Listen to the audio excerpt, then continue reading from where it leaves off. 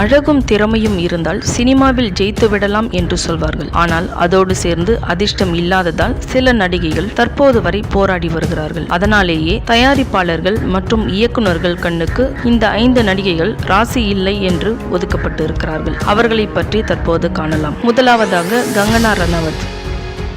தமிழில் 2 படங்களில் நடித்திருந்தாலும் பாலிவுட் படங்களில் அதிகமாக நடித்து முன்னணி நடிகையாக இருக்கிறார். இவரை பற்றி எத்தனையோ சர்ச்சைகள் வந்திருக்கிறது. மேலும் இவர் நடிப்பில் வெளிவந்த டார்கெட் படம் மிகப்பெரிய அளவில் நஷ்டத்தை சந்தித்தது. கிட்டத்தட்ட 85 கோடியில் எடுக்கப்பட்ட இப்படம் வெறும் 3 கோடி லாபத்தை கூட எட்ட முடியாமல் தவித்தது. அதனாலேயே வெற்றிக்கு அதிர்ஷ்டம் இல்லை என தயாரிப்பாளர்கள் மற்றும் இயக்குநர்கள் ஒதுக்கி வருகிறார்கள். இரண்டாவதாக நித்யா மேனன்.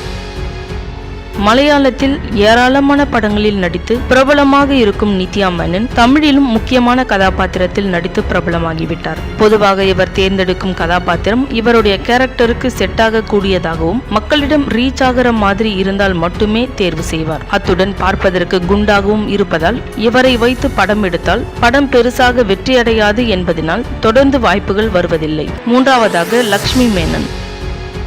தமிழ் சினிமாவில் அறிமுகமான கொஞ்ச நாளிலேயே பல படங்களில் நடித்து கிடுகிடுன்னு வளர்ந்து விட்டார். அத்துடன் பார்ப்பதற்கு அழகாகவும் லட்சணமாகவும் இருப்பதனால் எந்த கேரக்டர்கள் கொடுத்தாலும் இவருக்கு செட் ஆகும். ஆனால் இது எல்லாமே கொஞ்ச காலத்துக்கு மட்டும்தான் என்பதற்கு ஏற்ப எங்கே போனார் என்று தேடும் அளவிற்கு இவருடைய படங்கள் எதுவுமே வெற்றி பெறவில்லை. நான்காவதாக ஹன்சிகா.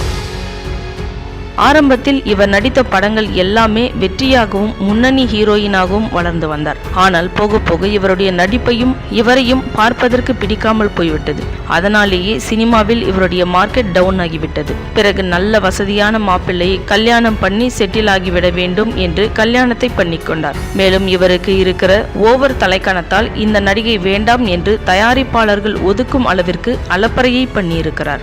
ஐந்தாவதாக ஸ்ருதி ஹாசன். கமலின் மகளாக சினிமாவிற்குள் அறிமுகமாகி இருந்தாலும் இவருடைய நடிப்பு மக்களை கவர முடியவில்லை. அதனால் தமிழில் மார்க்கெட் இல்லாமல் போனதால் தெலுங்கு பக்கம் போய்விட்டார். இதற்கிடையில் இவர் நடித்த படங்கள் ஃபெயிலர் படங்களாகவே முத்திரை கொத்தப்பட்டு விட்டது. இவரிடம் திறமைகள் இருந்தாலும் அதிர்ஷ்டம் இல்லாததால் ராசி இல்லை என்று இயக்குநர்கள் இவரை தேடி போவதில்லை. இந்த வீடியோ உங்களுக்கு பிடிச்சிருந்தா லைக் பண்ணுங்க, ஷேர் பண்ணுங்க, கமெண்ட் பண்ணுங்க. மறக்காம நம்ம சேனலை சப்ஸ்கிரைப் பண்ணுங்க.